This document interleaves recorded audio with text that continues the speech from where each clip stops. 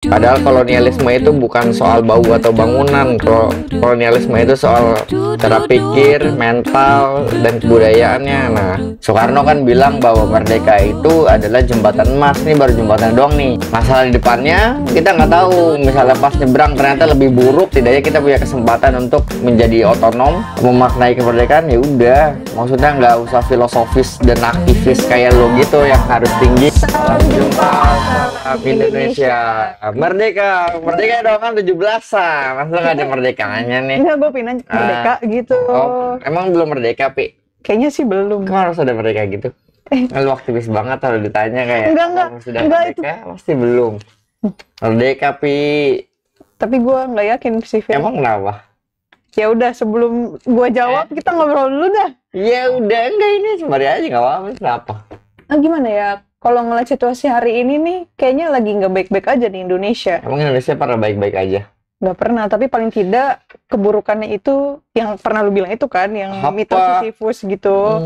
Yang paling enggak keburukannya itu nggak lebih buruk dari titik yang sebelumnya gitu. Nah sekarang tuh kayaknya kita malah degrade gitu nggak sih? Enggak.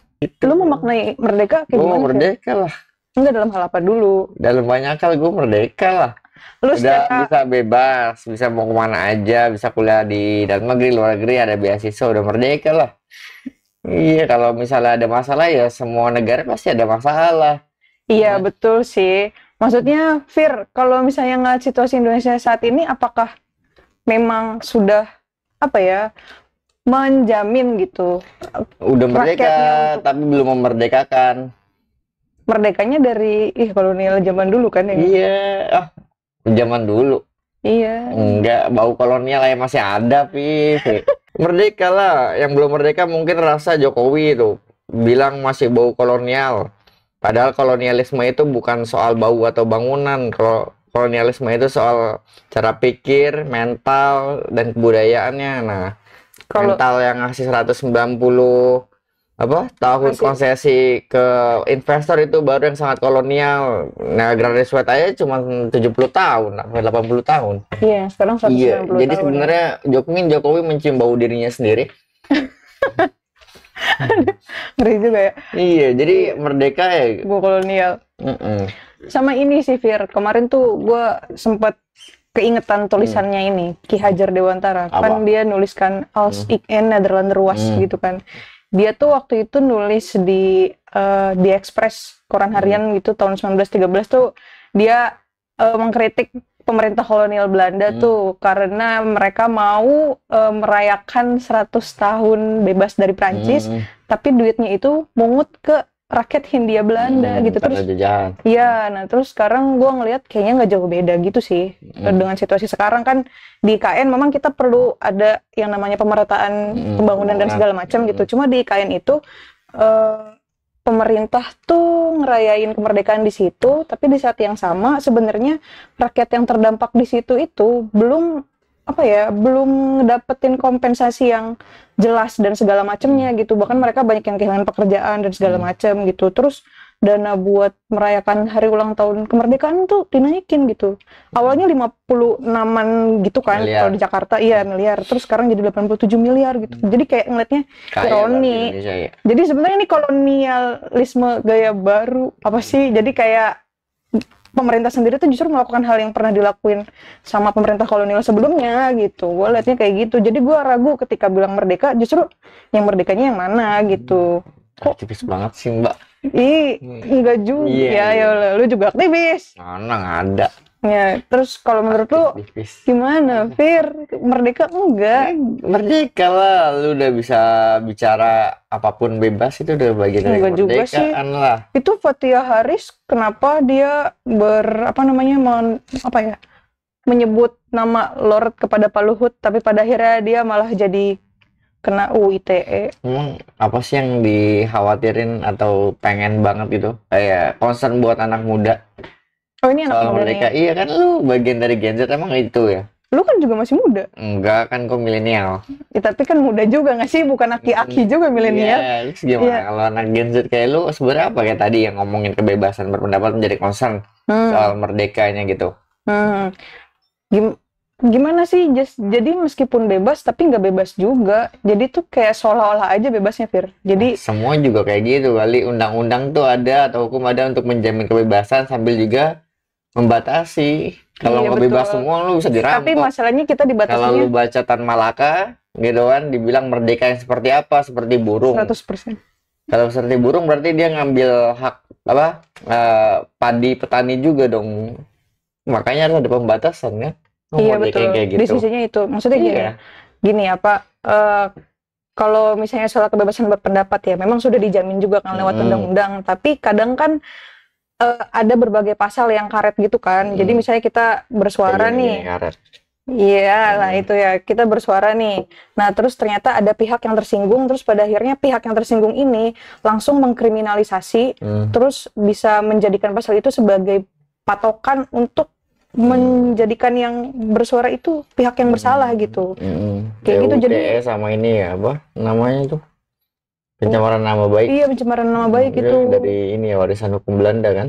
Iya tapi terus Terus masih sekarang ada. masih Walaupun ada. tadi Jokowi bilang itu adalah sebuah pencapaian salah satunya kan dari apa punya KUHP yang baru kan, tapi masih punya Belanda. Tadi pidatonya Jokowi tadi Jadi bawa kolonial juga gitu. yang bilang ya. Kan tadi gue lanjutnya yang lu Mm-mm. bilang pas di Iya, awal berarti gitu. pencapaian apa pidato Jokowi yang tadi soal pencapaian-pencapaian itu sebenarnya juga nggak bagus-bagus amat kan?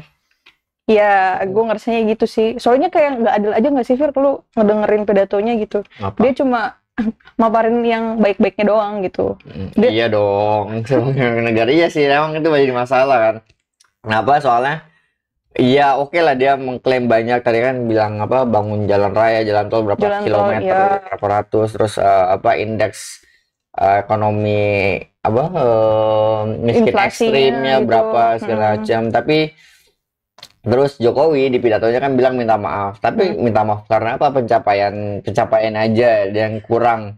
Kata dia itu masih kurang lah. Terus dia nggak mention, harusnya kalau minta maaf lu harus confession juga kan, Iya. nyebutin apa kekurangannya, salahnya. Kekurangannya misalnya indeks korupsi kita turun drastis gitu. Terus indeks demokrasi yang tadi lu bilang mencapai apa? Kebebasan berpendapat, berekspresi itu turun juga. Mestinya juga Jokowi ini ya apa menyebutkan itu dalam Iya, pidatonya. Kalau kayak gitu ini cuman basa-basi aja sih, minta maaf pidatonya juga ternyata basa-basi aja itu Jokowi. Sambil nangis loh. Iya, Kayak sedih diajarin gitu. kali.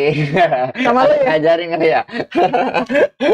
Lu ya. Iya, dia ngajarin kali untuk pura-pura sedih gitu. Tapi Fir, kan kita udah merdeka nih ke 79 ya. Kita merdeka tahun 45, dari rentetan ke 79 tahun ini tuh menurut lu yang paling signifikan bahwa Indonesia tidak begitu merdeka dalam berbagai hal ya, itu di periode mana, Fir? Orde Baru lagi. Nggak tahu, Orde Baru juga merdeka. Sulit sih kalau tanya untuk kayak gitu di periode mana, karena setiap apa zaman kan punya tantangannya sendiri. Misalnya Soekarno dulu tahun 65 ada inflasi yang besar-besaran, padahal kita kalau ngeliat konteks sejarah ya gimana nggak inflasi, orang apa pabriknya juga banyak bekas apa banyak hancur gara-gara perang terus apa segala macam. Jadi kita ngeliat konteksnya itu juga kan, di masa Soeharto mungkin ekonomi lebih stabil, tapi kemudian ada pelanggaran hak asasi manusia banyak, ada genosida, terus ada apa yang ya pokoknya direpresi lah gitu kan. Terus di era reformasi juga tantangannya juga berbeda-beda. Hari ini misalnya ada pencapaian ekonomi yang diklaim sama Jokowi gitu ya tadi segala macam membangun di pinggir. Oh itu oke, itu ada, tapi kemudian dia menghapus sebagian, bukan sebagian, beberapa hal yang dianggap negatif itu tidak disebutkan. Misalnya ketimpangan rasio gini itu tetap tinggi kan. Yang Meskipun menurun. semakin kaya akan semakin kaya, yang miskin akan semakin miskin, itu nggak disebut juga. Menurutku tantangannya adalah bagaimana yang dibilang apa tadi siapa sih Puan ya DPR bahwa kita harus mengingat bahwa apa cita-cita bangsa itu salah satunya adalah mewujudkan keadilan sosial bagi seluruh rakyat Indonesia. Nah itu sih tantangan di setiap zaman tetap seperti itu. Tapi kalau misalnya ngomongin buruk apa ada di titik terendahnya di mana, itu akan sulit. Tapi paling enggak kita harus berpegangan pada apa tadi keadilan sosial bagi seluruh rakyat Indonesia itu masih jauh eh, untuk dicapai. Lagi-lagi sebenarnya merdeka kan bukan berarti kita kan bebas dari masalah segalanya kan, tapi merdeka itu kan kesempatan untuk menyelesaikan masalah. Makanya Soekarno kan bilang bahwa merdeka itu adalah jembatan emas. Nih baru jembatan doang nih. Masalah di depannya kita nggak tahu. Misalnya pas nyebrang ternyata lebih buruk atau lebih baik, setidaknya kita punya kesempatan untuk menjadi otonom, punya punya kesempatan untuk mengurus, mengatur negara, kemudian menyelesaikan masalah-masalah yang ada. Terus kalau sekarang lihat dari yang lu bilang tadi merdeka sebagai upaya untuk mencapai apa tadi? Mencapai Apa? Kalau sekarang nih kan udah banyak masalah kan sebenarnya. Cuma gua ngeliat ada yang meragukan sih banyak gitu, terutama ini sih Fir, soal konstitusi kita kan. Maksudnya di pidato Pak Jokowi tadi itu dia nyinggung juga soal peran MK, MA dan KY gitu, tapi ketiganya tuh cuma sebatas ngomongin angka dan ucapan terima kasih atas kinerja gitu. Tapi dia nggak menyinggung gimana waktu pas menjelang pemilu itu ada upaya yang sebenarnya bisa menjadikan Indonesia downgrade gitu dalam demokrasi gitu. Nah, terus kan pada akhirnya sebenarnya di situ ada sebuah manipulasi nggak sih dalam berdemokrasi gitu. Nah, meskipun kita ada masalah gitu, jadi seolah-olah tentang manipulasi memang. Ya, manipulasinya jadi kayak masalahnya seolah-olah selesai, tapi sebenarnya belum gitu. Kalau sekarang tuh lu ngeliatnya gimana, Fir? Ya udah sama. Apa sama gimana? Maksudnya lu ngeliat itu kayak satu hal yang memang wajar, apa memang ada harus upaya? Iya itu tentu nggak bisa dianggap sebuah wajar ya. Tadi kalau lu mention soal MK dan segala macam, kalau ada kecurangan atau bahkan mengingkari hukum, itu sebenarnya tetap nggak boleh dianggap wajar, justru malah jadi masalah ketika kenapa kita melanggar hukum, melanggar etika, kemudian itu dianggap wajar, itu jadi masalah yang besar banget. Bahkan itu gagal dalam revolusi mental.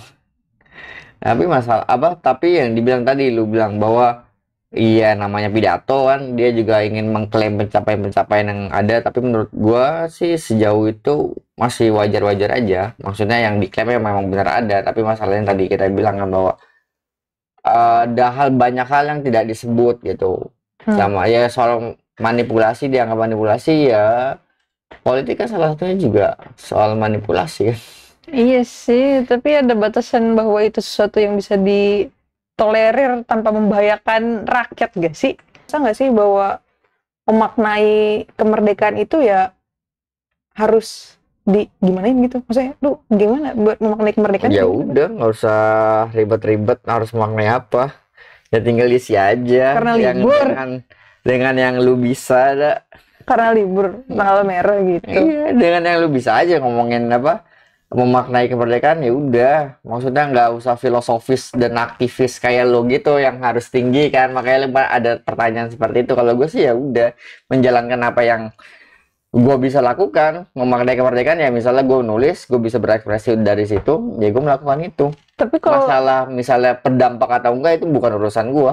Tapi kalau seandainya lu jadi pejabat negara nih Fir, terus ternyata lu lalim kan, lalim tuh sama rakyatnya gitu, terus lu melakukan penjajahan ke rakyat lu sendiri, bukannya itu malah memaknai kemerdekaan yang pernah lu junjung ya? Lu kan dulu mencoba untuk terbebas dari jajahan itu. Gue nggak ada niat. Ya seandainya lah, itu kan lu secara individu. Jadi presiden gue mau jadi kayak Gus Dur lah. Jadi kayak Gus Dur. Kenapa emang? Iya udah, dia bisa menjamin masyarakatnya gitu untuk menjamin kemerdekaan, hak dasar lah, hak asasi manusia ya. Lu beragama, lu kemudian meminta maaf terhadap negara telah melakukan kejahatan hak asasi manusia di tahun 65, terus membubarkan hal-hal yang nggak penting kayak Departemen Penerangan. Buat apa gitu? Misalnya konteks sekarang bazar-bazar nggak penting menurut gua, bazar-bazar itu ya udah biarin aja, demokrasi ya berisik. Tapi kalau kalau ada kritik ya udah biarin aja, namanya juga demokrasi.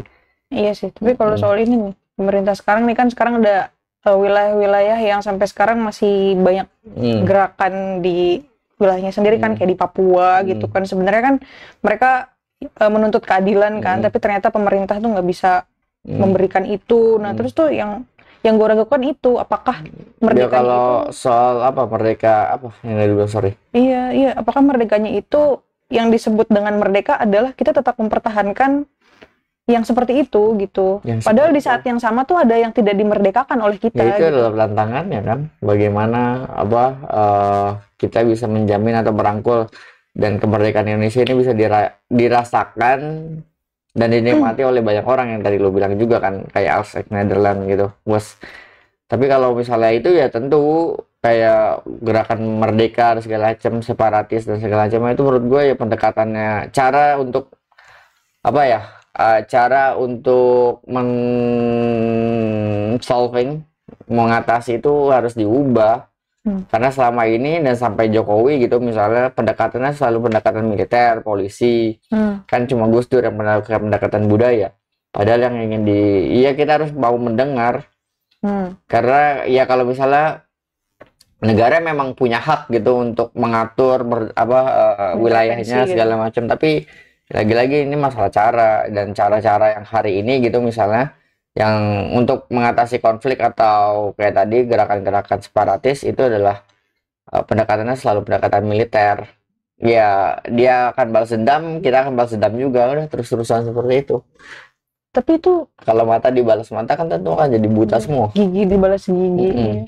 Tapi itu emang gimana ya? Kok gue jadi kayak emang itu nggak apa-apa ya? Maksudnya soal pendekatan gitu. Iya, soal pendekatan kan berarti. Iya, kalau sekarang kan apa-apa nggak apa-apa ya, nggak apa-apa. Cuma kan masalah dampaknya.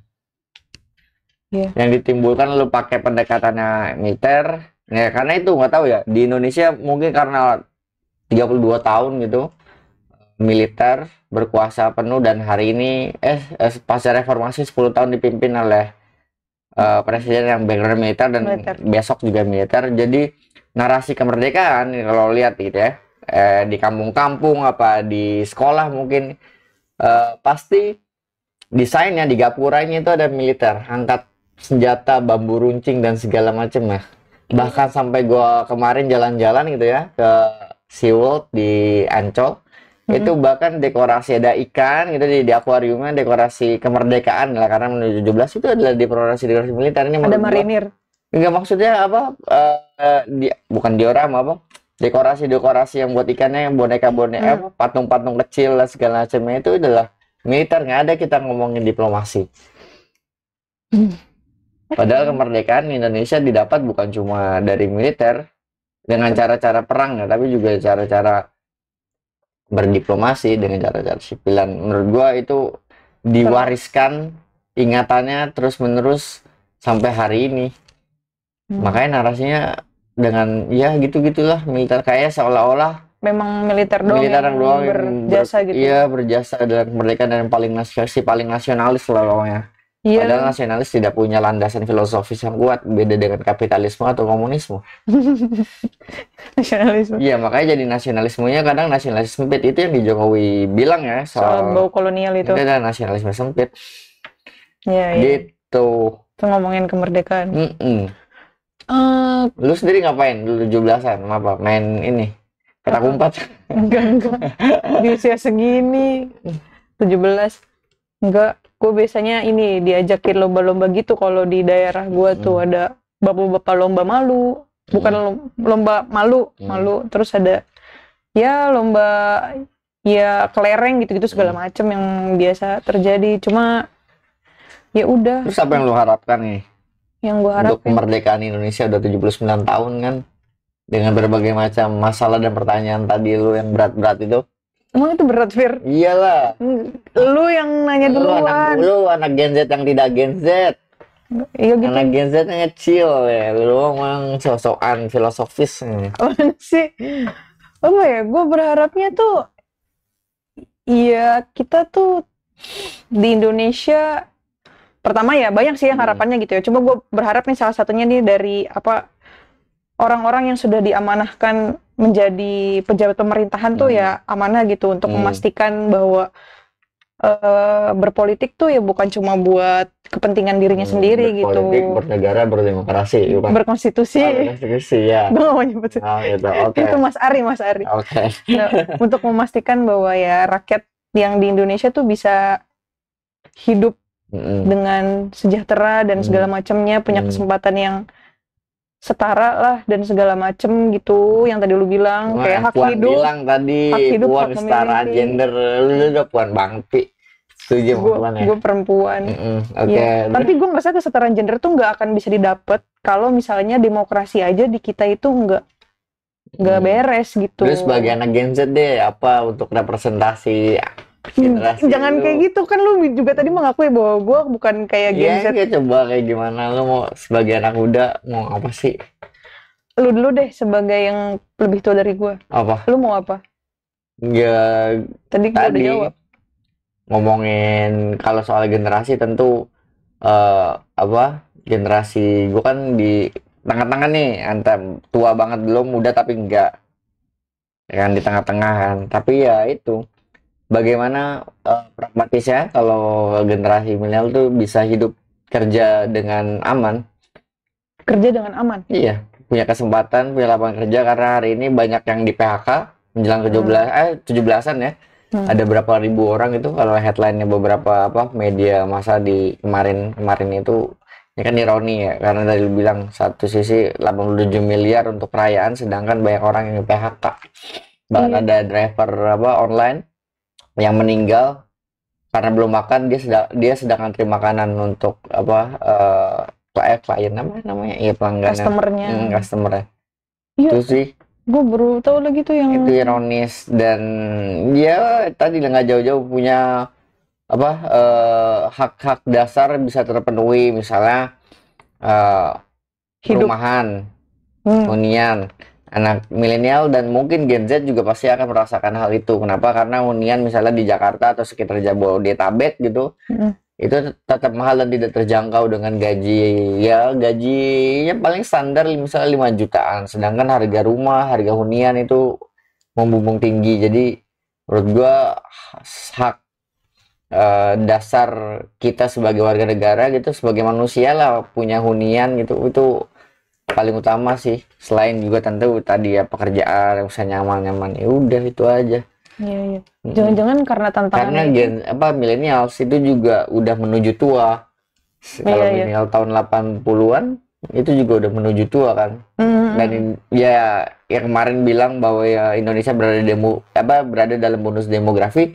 Kalau tidak dikelola dengan baik, justru demografi itu bisa menjadi juga negatif buat Indonesia. Kalau misalnya generasi milenialnya juga tidak mendapatkan hak-hak hidupnya dengan baik, otomatis yang bawah juga baik, dan itu menjadi jadi masalah seluruhnya. Bahkan 2045 Indonesia emas nggak ada. Indonesia cemas sih. Kecuali Janetes yang emas narsis banget lagi bapaknya nyebarin buku-buku yang iyalah generasi emas. Kita hitung aja ntar berapa tahun dia akan jadi presiden lagi. Generasi emas buat keluarganya Jokowi emang gokil. Ini apa sih? Katakan padaku. Gak mau gue lanjutin dong Fir. Hai tuh kakak gitu. Tadi kan lu udah nyebutin tantangannya. Terus gue iseng aja gitu kepikiran, jangan-jangan nanti kedepannya selain komposisi penduduk kita jadi menua, tapi belum tentu juga kita dibekali dengan skill-skill yang bisa layak dan bisa berkontribusi buat Indonesia kan, karena ya nepotisme tadi kemungkinan akan menguat gak sih kalau misalnya kayak gitu. Iya pasti. Nah terus habis itu kedepannya apakah Indonesia anak muda ini banyak yang child free. Iya. Gara-gara nggak mau ngebebanin anak. Bagus kan? Bagus. Nanti akan jadi kayak Jepang. Iya. Kurang tenaga kerja. Iya, kurang tenaga kerja. Kita ada masalah juga sih Fir soal pendidikan di kita gitu loh. Jadi kayaknya pendidikan kita itu nggak bisa memastikan. Semua jadi masalah ya dia kalau kemerdekaan nama lu, Pi. Enggak, ntar dulu. Kita kan bisa seneng-seneng makan kerupuk, kalau mau makan kerupuk dan segala macam. Seneng ya? Iya, seneng-seneng. Senengnya cuma sehari makan kerupuk sama dia. Iya. Jadi donatur lagi gue di RT. Oh iya. Iya. Terus lu yain nggak, Fir? Iya. Buat apa donatur buat lomba gitu? Anjay. Lu milenial. Iya. Jadi donatur. Iya. Usia lu udah tua juga sih. Nggak tua banget juga. Terus ini apa? Gue jadi teringat nih, kan menjelang kemerdekaan tuh ini Fir, ada sempet percekcokan kan pendapat antara golongan tua dan golongan muda katanya Fir. Ini kan tanggal 16 Agustus nih hari ini. Kan 79 tahun yang lalu. Iya 79 tahun. Ya, iya kan ada kemerdekaannya kan 79. Tadi lu gue denger 70, 79 tahun yang lalu di hari ini nih 16 Agustus golongan muda itu kayak Tan Malaka, Syahrir dan segala macam. Golongan muda Tan Malaka. Enggak Tan Malaka juga ikut tahu. Tapi dia bukan golongan muda. Iya dia udah Syahrir. Iya Syahrir ya. Iya ya udah. Tapi Mas Subarjo itu ngobrol sama Soekarno dan Hatta, terus pada akhirnya bercekcok gitu kan tentang menculik kemerdekaan. Iya, bukan menculik tapi mengamankan Karengas Dengklok kan. Terus bercekcok gitu. Pada akhirnya gimana ya? Awalnya kan Soekarno dan Hatta nggak mengiyakan saran mereka kan untuk memproklamasikan kemerdekaan gitu. Terus setelah cekcok kayak gitu, setelah dari Rengas Dengklok gitu, ya juntrungannya akhirnya Soekarno dan Hatta mengiyakan dan memproklamasikan itu kan. Nah terus sekarang nih Fir, menjelang pilpres gitu ya, kan menjelang pilpres, udah menjelang pemilu, menjelang pilpres, terus menjelang pilkada juga gitu. Selalu ada wacana, bukan wacana, selalu ada kampanye narasi bahwa golongan anak muda adalah harapan Indonesia ke depan, yang tadi lu sempet sebutin kan tentang generasi emas dan segala macam. Nah, lu sendiri ngeliat kayak gitu gimana Fir? Kalau gue ngeliatnya agak pesimis. Iya. Tadi gue udah jawab soal itu, tapi masalah gini, ya gue bisa pelajari gitu misalnya. Gue salah mulu kayaknya. Soal tadi lu bilang gitu ya, 16, ini adalah inisiasi anak muda yang selalu aktif. Makanya anak muda itu akan selalu menjadi pelopor. Iya, pelopor. Akan selalu yang terdepan untuk menginisiasi apapun. Tapi masalahnya anak muda kemudian tidak dalam posisi yang menentukan.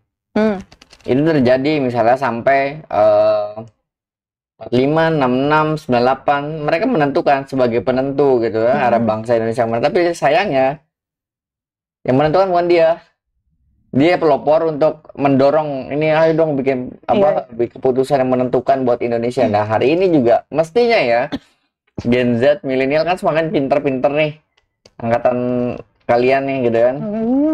Tapi masalahnya masih berkutat di yang sama, anak muda tidak bisa menentukan dirinya sendiri, nasib generasinya, bahkan masih harus mengembik kepada generasi tua. Harusnya kan ini menjadi ada gap mestinya gitu lah ya, karena yang terjadi di zaman Soekarno kan juga ada gap pemahaman yang lebih baik atau yang lebih radikal, lebih progresif gitu di anak muda dan di orang tuanya. Tapi masalahnya hari ini kayaknya terkooptasi semua kepentingan politik orang-orang tua, justru mengkooptasi anak-anak muda. Celakanya bukan ide dan gagasannya, tapi narasi-narasi yang itu cuman jadi kedok aja, jadi alibi aja, sedangkan kepentingan orang tua ini yang bahkan sampai wataknya politiknya yang pragmatis. Padahal anak muda, kita bisa lihat misalnya kita komparasi Thailand punya Move Forward Party gitu, dia menang pemilu tapi kemudian belakangan dibubarkan kan, gara-gara parlemennya raja dan penguasa yang nggak suka dengan ini orang Pita. Tapi iya kemudian dia bikin lagi partai baru, tapi kali ini bukan Pita, pemimpinan anak muda lagi, perempuan gitu, dan itu kan mestinya dinamika dia anak muda bisa mewarnai politik Indonesia dengan gagasan-gagasannya. Sayangnya hari ini oligarknya terlalu kuat, sangat kuat. Meskipun ada beberapa partai yang melabeli bahwa dia PSI, cemen itu PSI. Kalau PSI-nya Syahrir oke, udah sebut aja emang cemen, ketuanya 2 hari nggak usah apa-apa itu. Kalau bukan dari nepotisnya. Takut banget loh. Mas Aji takut. Langsung aja, nggak apa, cemen. Iya berarti memang sebenarnya yang mengembik itu memang sudah ada di masa sebelum kemerdekaan. Jadi pada enggak lah. Justru hari ini yang mudanya juga terdegradasi dan dekadensi buat anak mudanya, karena politik orang tuanya seperti itu dan anak mudanya juga aja. Iya lagi, gue juga Kebanyakan kadang ya, nggak apa ya, gue sih bukan bagian dari yang itu ya. enggak, gue ngeliat iya lagi. Gitu. Gitu ribet lah pokoknya. Merdeka ini emang kesempatan untuk menyelesaikan masalah, tapi masalahnya terlalu banyak. Tapi Apa? China gimana? Apa? Kalau di China kan masyarakatnya kan banyak juga. Kan lu Apa? kan dulu kan kuliah di 1,4 China ya 1,4 miliar. miliar. Cuma kalau lu ngeliat di situ fenomenanya dengan masyarakat yang sebanyak itu, apakah pemerintahnya mampu gitu Mampu, mampu dalam hal memanage apapun. manage apapun. Mm-mm. Kalau kita kan kayak belum, baru 278 Hampir 300 juta, lah bawa iya, taruh, 300 ya. juta. Kita nggak bisa. Nggak bisa ada, karena banyak hal. Kita juga nggak bisa komparasi, oh Cina berhasil dengan cara ini, Indonesia kok nggak, Iya. apa, copy paste, nggak bisa Gue nanya juga. kenapa ke China karena lu di sana. Iya, nggak bisa. Tapi ada lokalitas tertentu yang memang harus apa, diselesaikan, dibahas gitu, merumuskan keadaannya dulu. Kalau kata Rendra, baru Rendra itu oke. Rendra. Kita harus merumuskan keadaan. Hmm. Gitu, ribet lah ya. Parah, terbebani anak muda Iya nih, harusnya. gara-gara para Apa? sesepuh, Gara-gara Jokowi gara-gara para sesepuh yang dan ada di anak-anaknya. Gimana? Lu yang nyebut ya. Aku itu kan nggak. yang nyebut Itu ya. Tempo yang gitu. Jadi gitu ya. Jadi PR kita tuh banyak.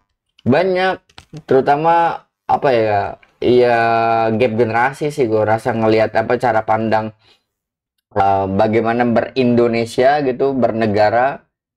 Orang-orang tua ini masih kaku dan segala macam gitu ya, dan masih pragmatis. Nah, masalahnya yang diwariskan ke anak mudanya itu, Nepotisme. dan anak muda mestinya menjadi apa ya, jadi penentu juga.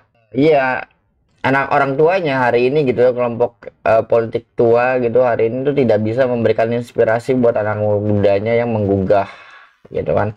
Kita kehilangan misalnya, kita kan butuh kan, kalau lu mau jadi apa gitu perlu perlu role model, siapa yang dirujuk. Miskin keteladanan. Iya, itu nggak ada gitu. Jadi ini juga PR juga generasi 98 gitu, yang harusnya menjadi teladan dalam berpolitik, ternyata mereka juga terkooptasi. Dan hari ini mereka gitu, misalnya ada beberapa yang, ya gimana anak mudanya lah, lu yang di situ yang pasti ada di dalamnya juga justru nggak bisa memberikan teladanan apa segala macam. Makanya kita lihat misalnya yang miris apa ya, November atau Oktober gitu ya, 2023, yang Erlangga Hartarto saat itu masih jadi ketua umum Partai Golkar bilang Kaisang Gibran ya, ini umur 35 tahun seperti Syahrir loh, bos. Syahrir dibandingkan dengan ini, Syahrir intelektual, pejuang segala macam. Ini kan artinya kita, kalaupun ada narasi sejarah, itu dibelokkan hanya untuk kepentingan mereka aja. Ini kan masih warisan-warisan Orde Baru ya. Golkar emang partainya Orde Baru dari zaman dulu kan. Iya. Nah, hari ini kita kesulitan nih, siapa referensinya yang dekat. Kalau misalnya Sohgi itu udah tua, tahun 66 lah ya, agak beras 98, siapa nggak, kita nggak punya yang jadi role model untuk itu. Jadi politisi yang cakap, yang benar-benar berpihak kepada masyarakat dan tidak mengambil. Iya, PR. Ini masalah kaderisasinya juga tidak berjalan dengan baik di partai politiknya semua. Yang kita pernah bahas kemarin, ada personifikasi satu orang atau satu keluarga atau satu kelompok. Iya, atau kadang si parpolnya tuh memanfaatkan efek ekor jas dari tokoh tertentu kan, tokoh yang bukan parpol tapi ternyata dia paling populer dan disukai masyarakat Jokowi kan. Dulu kan, ya gitu, kayak Pak Jokowi gitu kan.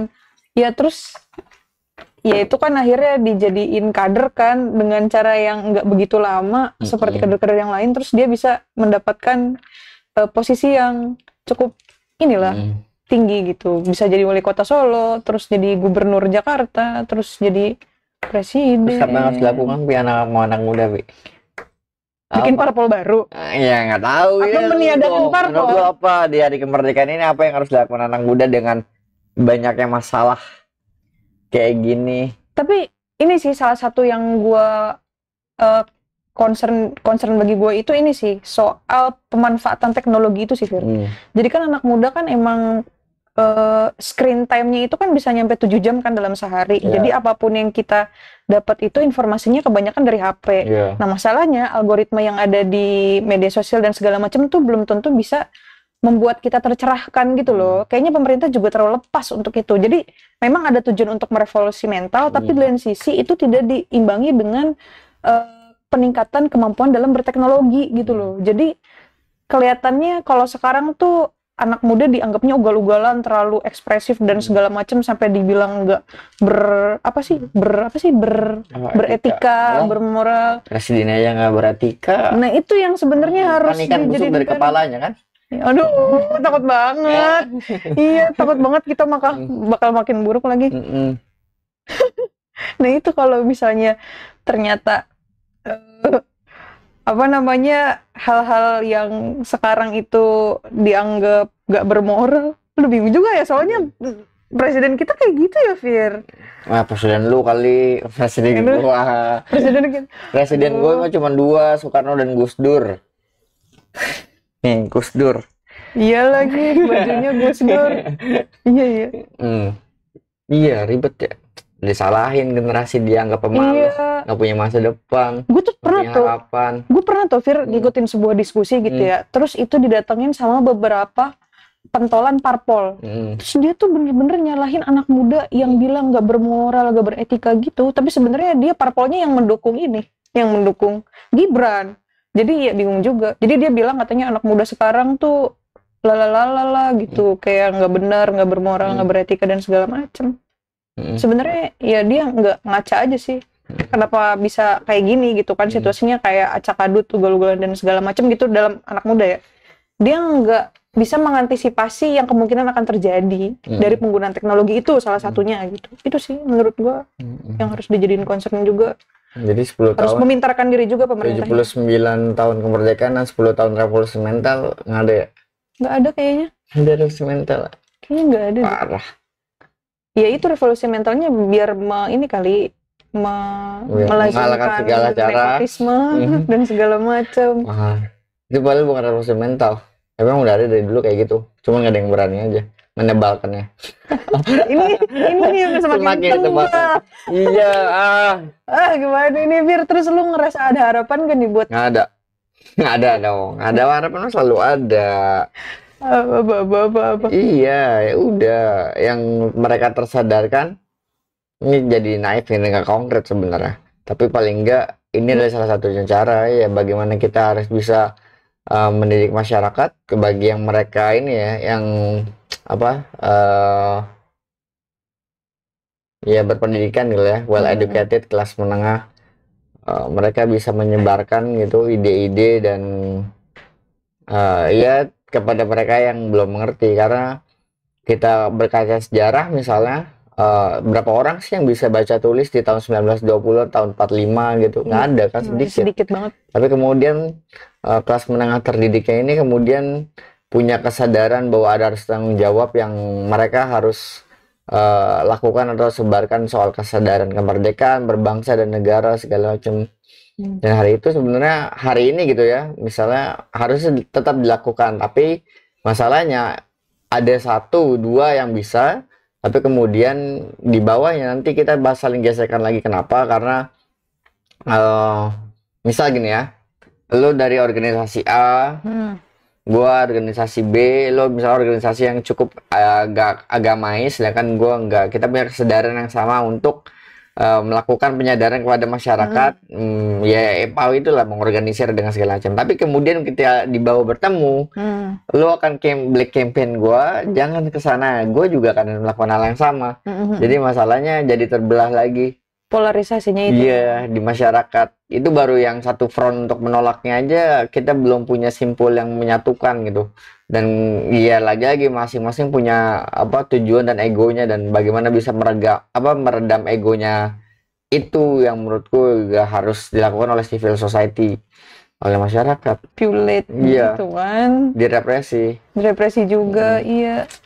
Jadi ya cocoklah dengan apa yang ditulis Why a Nation Fails, salah satunya itu pemerintah yang terkonsentrasi, terus ada beberapa fase penguasa mengkonsentrasikan seluruh kekuatannya, tidak ada civil society yang bisa berkembang dengan baik segala macam, udah. And then we fail. Ya semoga tidak, tapi ya mau nggak mau jangan-jangan ternyata yang dibilang Soekarno, kita merdeka itu jembatan emas, tapi pas di ujung ternyata Kegebros. Kegebros. berarti Indonesia itu masalah atau cita-cita. Apa itu?